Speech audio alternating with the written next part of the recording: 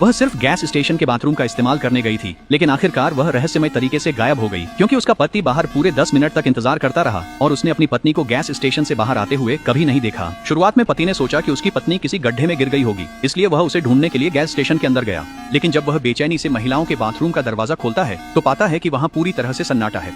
इससे पति को तुरंत एहसास हुआ कि कुछ गड़बड़ है, इसलिए उसने बगल में बने पुरुषों के बाथरूम का दरवाजा भी खोलकर देखा, लेकिन वहाँ भी एक भी इंसान नहीं था। पति को यकीन ही नहीं हो रहा था कि एक जिंदा इंसान कुछ ही मिनटों में गायब हो सकता है, इसलिए उसने मालिक से पूछा कि क्या उसने एक छोटे बालों वाली महिला को अंदर आते हुए देखा है, लेकिन मालिक ने कहा कि वह ग्राहकों का बिल बना रहा था और उसने ध्यान नहीं दिया। ये पता लगाने के लिए कि उसकी पत्नी लिसा कहाँ गई है, पति ने तुरंत उसे फोन करना शुरू किया, लेकिन उसका फोन पहले ही बंद हो चुका था। इस समय विल घबरा गया। वह लिसा की सुरक्षा को लेकर चिंतित हो गया, इसलिए उसने पेट्रोल पंप के चारों ओर लिसा का नाम पुकारना शुरू कर दिया, लेकिन काफी देर तक पुकारने के बाद भी उसे कोई जवाब नहीं मिला।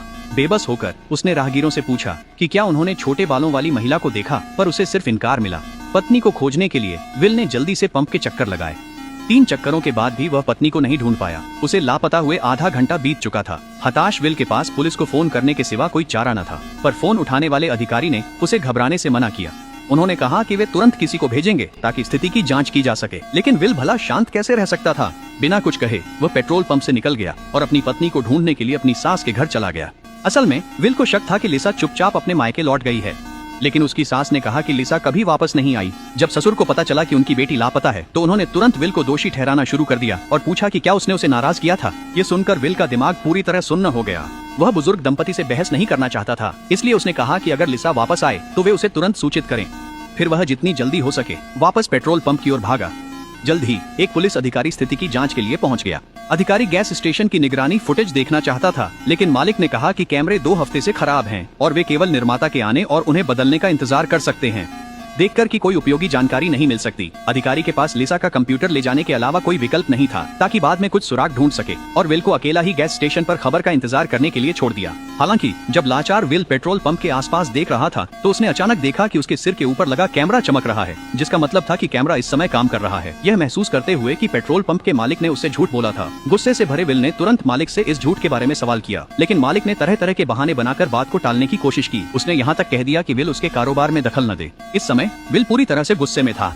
इसके तुरंत बाद उसने गुस्से में आकर सारी निगरानी हार्ड ड्राइव्स निकाल ली। फिर वह उन ड्राइव्स को पुलिस स्टेशन ले गया ताकि फुटेज चेक कर सके। कुछ तकनीकी रिकवरी के बाद उन्होंने जल्दी ही फुटेज में लिसा को देख लिया। पता चला कि जब लिसा ने पेट्रोल पंप के वॉशरूम का इस्तेमाल कर लिया था तो एक चेकदार शर्ट पहने आदमी ने उसे आवाज दी। फिर वह आदमी लिसा को अपनी काली कार के पास ले गया। इसके तुरंत बाद एक बड़ा ट्रक वहां से गुजरा और कैमरे को ब्लॉक कर दिया। जब ट्रक आखिरकार वहां से हटा तो उसकी पत्नी और काली कार वाला आदमी दोनों रहस्यमय तरीके से गायब हो चुके थे। यह देखकर विल को तुरंत एहसास हुआ कि उसकी पत्नी को शायद उस आदमी ने अगवा कर लिया है। इस समय सबसे जरूरी बात थी उस काली कार के मालिक को ढूंढना, लेकिन उस काली कार के मालिक को ढूंढना समय ले सकता था। इसलिए पुलिस अधिकारी ने विल से कहा कि वह घर जाए और खबर का इंतजार करे, लेकिन विल के लिए चुपचाप घर जाकर इंतजार करना नामुमकिन था। वह अपनी सास के घर वापस गया और उन्हें वह फोटो दिखाई जो उसने अभी अभी ली थी और पूछा कि क्या वे फुटेज में दिख रहे आदमी को पहचानते हैं। लेकिन विल ने कभी उम्मीद नहीं की थी कि उसकी सास तुरंत उसे पहचान लेंगी। वह वही बढ़ई था जिसने कुछ दिन पहले उनका दरवाजा ठीक किया था, और उन्होंने यह भी पुष्टि की कि काली कार उसी बढ़ई की है। बढ़ई का घर का पता चलने के बाद विल ने तुरंत गाड़ी स्टार्ट की और सीधे वहाँ चला गया।